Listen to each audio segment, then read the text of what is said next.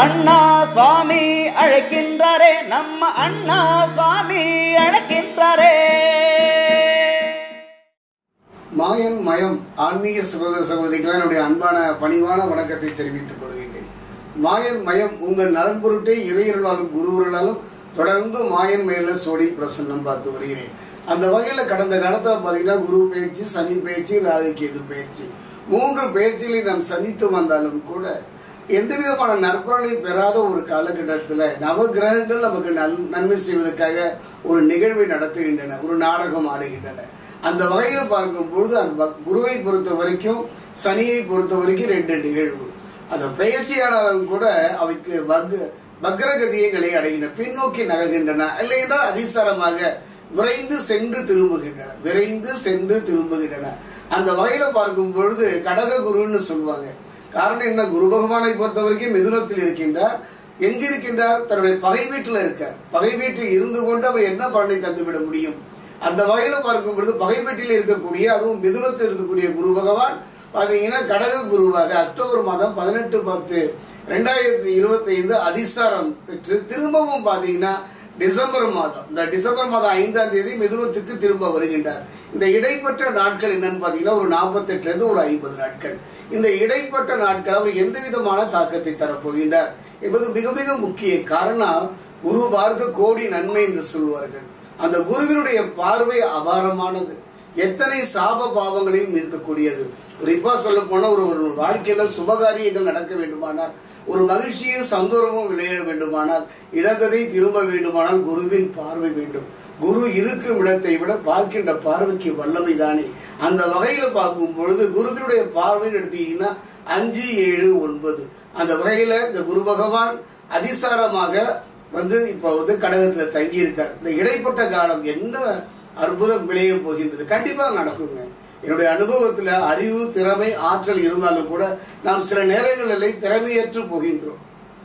காரணம், திறமை இருந்தும் அந்த திறமையை வெளிப்படுத்த முடியாத ஒரு செயலில் தானே நம்ம இருக்கோம். அப்படிப்பட்ட நேரத்தில் இந்த மனித மனம் இறைவனையும் இறைவன் சார்ந்த அந்த ஜோதிடத்தையும் நாடுகிறது. ஜோதிட பயிற்சி இந்த பாத்தீங்கன்னா இந்த சோடி பிரசனம் என்பது ஒரு அற்புதமான கலை. இது பொது பலன் தாங்க, பொது பலன் தான். நீங்க முழுமையாக தனிப்பட்ட முறையில் உங்க பலன் தெரிஞ்சுக்கணும்னா டிஸ்கிரிப்ஷன்ல என்னுடைய நம்பர் இருக்கு. நீங்க என்னோடு தொடர்பு கொண்டு என்னோடு தனிப்பட்ட முறையில் நேரில் சந்தித்து உங்களுடைய பலாபலனை தெரிந்து கொள்ளலாம். பார்ப்போமா? ஒவ்வொரு ராசிக்குமான பலாபலன். மேஷம் தொடங்கி மேஷத்தை தலையாக கொண்டால் மீனத்தை பாதமாக கொள்வார்கள். அந்த வகையில் மேஷத்தில் தொடங்கி மீனம் வரை 12 ராசிகளுக்கு தனித்தனியாக குரு அதிசார பலனை இறையருளாலும் குருவர்களாலும் சொல்ல தொடங்குகின்றேன். மாயன் மயனை நீங்க தொடர்ந்து சப்ஸ்கிரைப் பண்ணி ஆதரவு தரணும்னு கேட்டுக்கிறேன். காரணம் என்னன்னா, திருத்தணியில் அமைகின்ற அந்த சனி பகவானுடைய ஆலயம் நல்ல முறையில் நடைபெறுவதற்கு ஒரு தீபம் ஏற்ற புண்ணியம் இந்த மாயன் மயனை நீங்க சப்ஸ்கிரைப் பண்ணுவதன் மூலமாக கிடைக்கும். எல்லாமல்ல என் தாய் பிரத்திகரா விஷ்ணு மாயனுடைய பரிபூரணமான ஆசி இதை கேட்கின்ற பார்க்கின்ற உங்க வாழ்க்கையில நிறையும். மனோ தைரியம், மன உறுதி, எடுத்த காரியத்தில் வெற்றியை அடைவதற்கு எந்த போராட்டத்தையும் சந்திக்கின்ற மன உறுதி மிக்க கும்பராசி ஆன்மீக சகோதர சகோதரிகளே, கடந்த காலங்களில் பாத்தீங்கன்னா ஒரு 3 பயிற்சியை நாம் சந்தித்தோம். குரு பயிற்சி, சனி பயிற்சி, ராகு கேது பயிற்சி. இந்த 3 பயிற்சிகளையும் முழுமையாக நற்பலன்களை பெற முடியாத ஒரு சூழ்நிலை. கெடுபலன் இல்லாவிட்டாலும் நன்மையை நோக்கி நகர முடியாத சூழ்நிலை. நல்ல வாழ்வு, நல்ல தொழில் நல்ல இருந்தாலும் கூட எதிலுமே ஒரு முன்னேற்றம் அடைய முடியாத ஒரு சலிப்பு கலைந்த ஒரு வாழ்க்கையை வாழ்ந்து வருகின்ற ஒரு சூழ்நிலை இல்லை. இந்த குரு பயிற்சி, குரு பகவான், இந்த குரு பகவானை பொறுத்த வரைக்கும் பயிற்சியானது, அது எப்படி பயிற்சியானதுன்னா எந்த விதமான பலனையும் தர முடியாத ஒரு சூழ்நிலை. அப்படிப்பட்ட ஒரு சூழ்நிலையில குரு பகவானை பொறுத்த வரைக்கும் 5ஆம் இடத்தில் இருந்து அற்புதமான பலனை தான் தந்து கொண்டிருந்தார். எத்தனையோ துன்பங்கள், எத்தனையோ துயரங்கள் தொழில வாழ்க்கையில சந்தித்தாலும் கூட குரு பகவான் 5ஆம் இடத்தில் இருந்து அருமையான நற்பலனை தந்து வந்தார் என்பதுல கொஞ்சம் கூட சந்தேகம் வேண்டாம். அப்படிப்பட்ட குரு பகவான் பாத்தீங்கன்னா கடக குருவாக அக்டோபர் மாதம் 18/10/2025 அதிசாரம் பெற்று திரும்பவும் பாத்தீங்கன்னா டிசம்பர் மாதம் 5ஆம் தேதி மிதுனத்துக்கே வருகின்றார். இப்ப அவர் கடக குருவாக அவர் வருகின்றார். இப்படிப்பட்ட ஒரு சூழ்நிலை, அதாவது 1, 2, 3, 4, 5 இருந்த குரு பகவான் அற்புதமான பலனை தந்தார். அந்த குரு பகவான் கடகத்துக்கு வர்றார். கடகத்தில் உச்சம் பெறுகின்றார், மறைகின்றார் என்றே நான் சொல்லுவேன். 6ல் குரு பகவான் மறைவது எப்படி இருக்கும்? இப்ப இந்த அதிசார குரு பயிற்சி இப்ப நம்ம சோழி பிரசனத்துல பார்க்கலாம்.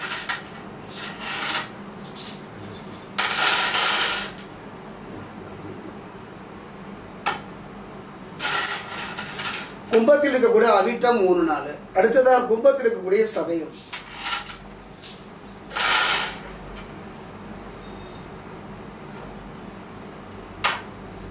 கும்பராசி இருக்கக்கூடிய பூரட்டாதி 1, 2, 3.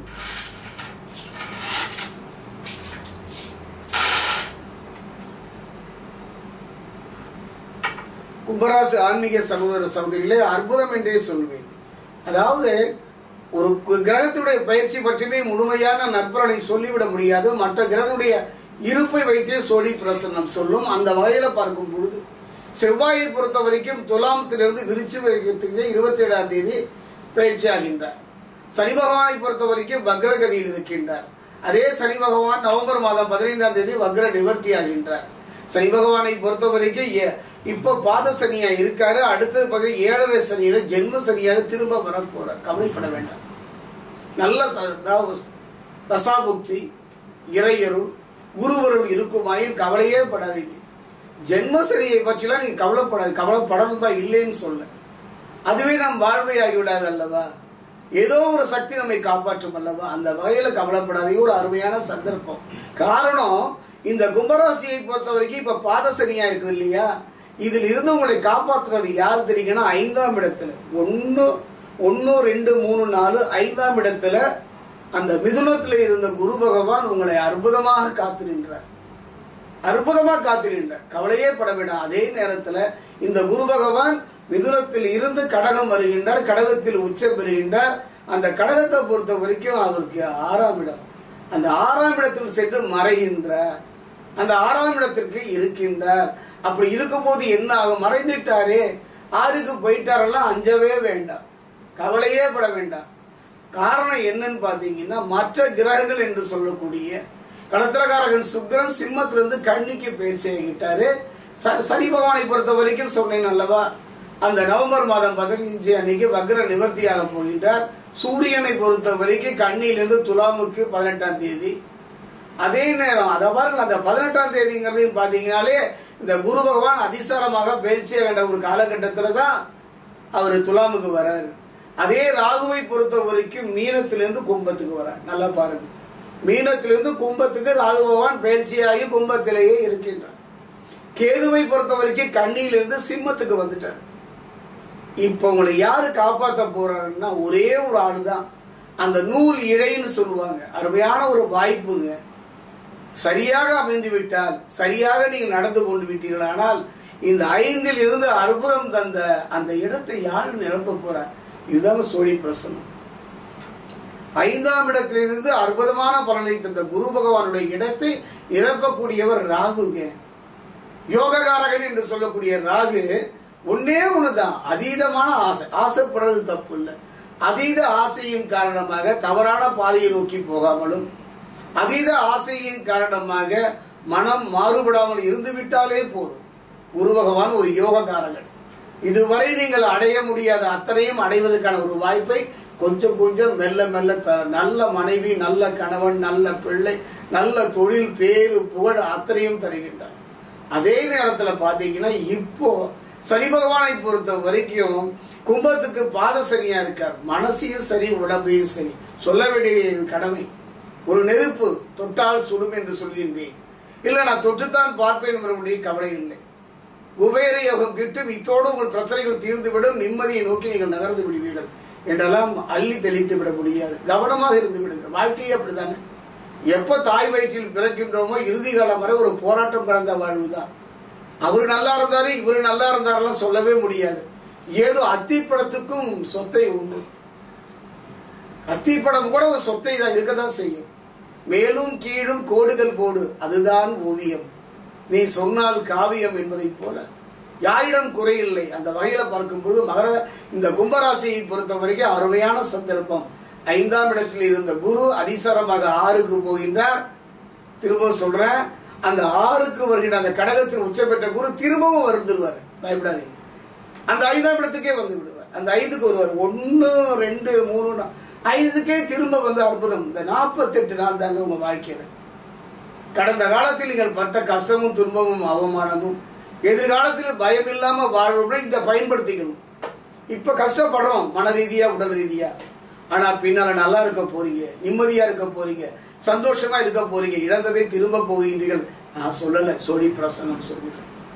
அந்த வகையில் இந்த குரு அதிசார பயிற்சி உங்களுக்கு கவனமா இருங்க, எச்சரிக்கையா இருங்க, நிதானமா இருங்க, பொறுமையா இருங்க, அதை தான் சொல்லும். கேட்பதற்கு சங்கடமாக இருந்தாலும் தப்பில்லை. குரு ஒரு சீடனை ஒரே ஒரு நிகழ்வு சொல்றாங்க, இது போதும். 2 குருமார்கள் பேசிக் கொண்டிருக்கின்றார்கள். உடனே இன்னொரு குரு சொல்றாங்க, எனக்கு தாகமா இருக்கு, தண்ணி வேணுங்கிறார். ஒரு சீடனை அழைக்கின்றார், இங்க வாப்பா போய் குளத்துல தண்ணி கொண்டு வாங்குறார். அவன் ஒரு குடத்தை எடுத்துட்டு போறான். திரும்ப குரு இங்க வாப்பாங்கிறார். தலையில ஓங்கி ஒரு குட்டு வைக்கிறார். ஏன் குருவே என்னை கொட்டினீர்கள்? பானையை உடைத்து விட்டால் நான் இன்னும் தண்ணியே கொண்டு வரலையே, உடைத்த பிறகு. அதனாலதான் முன்னெச்சரிக்கை. அதைத்தான் இந்த குரு அதிசார பயிற்சி தருவது. நல்லா கூர்ந்து கவனிக்கணும். சும்மா ஏதோ சொன்ன கடந்தோம் மூச்சை பிடிச்சி பேசினான்னு இல்லை. அதாவது 5ஆம் இடத்துல அற்புதம் தந்தார். உச்சம் பெற்று 6க்கு வராரு. திரும்பவும் 48 நாள்ல திரும்பவும் அங்கேயே போறாரு. இந்த இடைப்பட்ட காலத்துல கும்பராசியை பொறுத்த வரைக்கும் இப்ப பாத சனி, அடுத்தது 7ரை சனியில ஜென்ம சனி வரப்போகுது. இந்த இடைப்பட்ட காலம் குரு உங்களை கைவிட மாட்டார். கும்பராசி ஆன்மீக சகோதர சகோதரிகளே, குரு பகவான் உங்களை எந்த காலத்திலும் கைவிட மாட்டார். நீங்க செய்ய வேண்டியது ஒண்ணுதான், மனமும் உடலும் சரியான பாதையை நோக்கி பார்த்துங்க.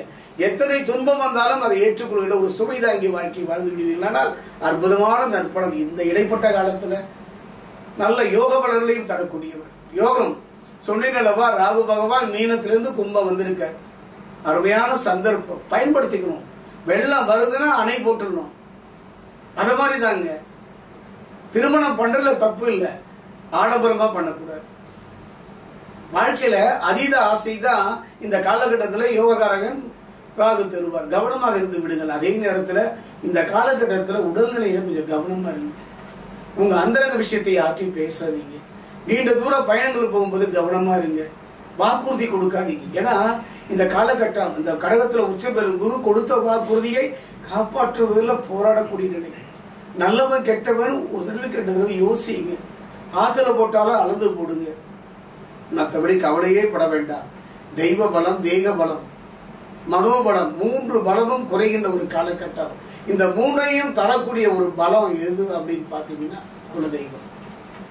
இந்த காலகட்டம் 48 நாள் இடையில ஒரு குலதெய்வ கோயிலுக்கு போகணும். முடிந்தால் திருத்தணி முருகனை சென்று வழிபாடு பண்ணுங்கள். செவ்வாய்க்கு உதயம் இப்போ தேவை. புரிந்து கொள்கின்ற ஒரு காரகத்தினுடைய செவ்வாயும் அருள் தேவை. அதே நேரம் நீங்க திருத்தணி அருகே இருக்கக்கூடிய பாதசனீஸ்வரர் ஆலயம் ஒரு முறைக்கு போயிட்டு தான் வாங்கின குடும்பத்தோட. அது உங்க கோயிலுங்க. அந்த கோயிலில் போயிட்டு நல்லெண்ணெயை வாங்கி அங்க தருவாங்க. அதையே அவருக்கு அபிஷேகம் பண்ணி பாதம் பணிந்து பாருங்கள். நன்றாக இருப்பீர்கள், நலமாக இருப்பீர்கள். சனி பகவானுடைய எந்த பாதிப்பு வந்தாலும் அவர் பார்த்துக்குவார். சாட்சிக்காரனை விட சண்டைக்காரன் எவ்வளவு சிறப்பு தாங்க. அந்த வகையில பார்க்கும்போது கும்பராசிக்கு பாதசனியை பற்றி பதற வேண்டாம். அடுத்து குரு வக்ரமாகி, அதாவது பாத்தீங்கன்னா நவம்பர் 15க்கு அப்புறம் அவர் திரும்பவும் ஜென்ம சனியாக மாறுகின்றாரு, 7ரை சனியாக மாறுகின்றாரு. கவலைப்பட. அதுக்கு இடையில குரு பகவான் உச்சம் பெற்ற குரு பகவான், கடகத்துல உச்சம் பெற்ற குரு பகவான் திரும்பவும் மிதுனம் வந்துருவாரு.